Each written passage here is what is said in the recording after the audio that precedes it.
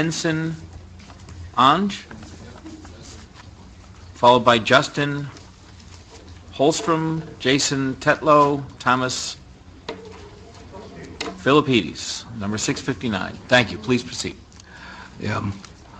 My name is Henson Ong. Forgive me, English is not my first language. I am a legal immigrant, and I am an American by choice.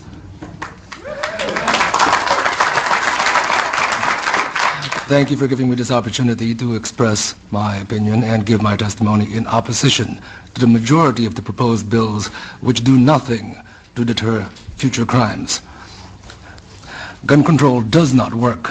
Your own history is replete with high school rifle teams, Boy Scout, marksmanship merit badges. You could buy rifles at the hardware stores. You could order them, mail order, delivered to your home. Your country was awash in readily available firearms and ammunition. And yet, in your past, you did not have mass school shootings. Other people have already expressed the question, what changed? It was not that the availability of guns suddenly exploded or increased. It actually was decreased. What was changed was societal decay.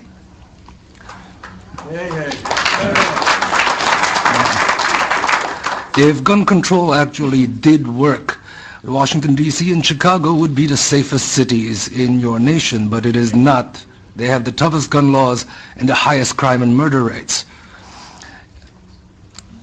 Now,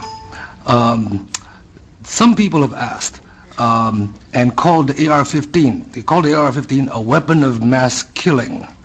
Well, it turns out that there are a few government agencies which disagree with that characterization.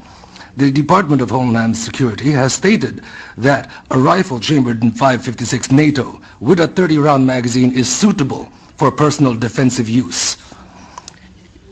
I have documentation on that. It is HSCEMS-1212-00011, solicitation for the Immigration and Customs Enforcement Agency.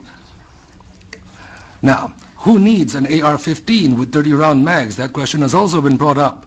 And I would like to put forward that had the Koreans in the LA riots not had AR-15s and AK-47s with 30-round magazines and Ruger 30s, their businesses would have been burned to the ground like all of the other businesses in their neighborhoods. Theirs stood because they stood their ground. I would also put forward the conjecture that had the 10,000 students at Tiananmen Square not been unarmed, things may not have resulted in so many of them disappearing. In your own laws, United States versus Miller, 309, U.S. 174, 1939, it was made clear that the type of firearms protected by the Second Amendment were those specifically useful and common for military use in defense of the state.